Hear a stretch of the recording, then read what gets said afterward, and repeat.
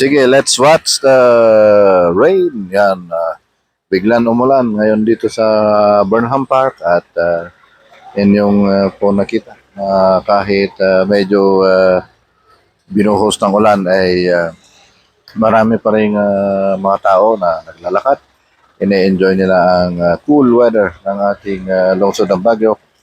Yan. At dahil weekend ay or Friday afternoon, we expect na talagang dadami ang taong parating hanggang mamayang gabi at madaling araw. Pero dito sa Burnham Park, I think business as usual sa lahat ng except dun sa boating ay sa ating biking concessionaires naman ay tuloy ang ligaya sa kanilang operasyon dahil marami pa ring mga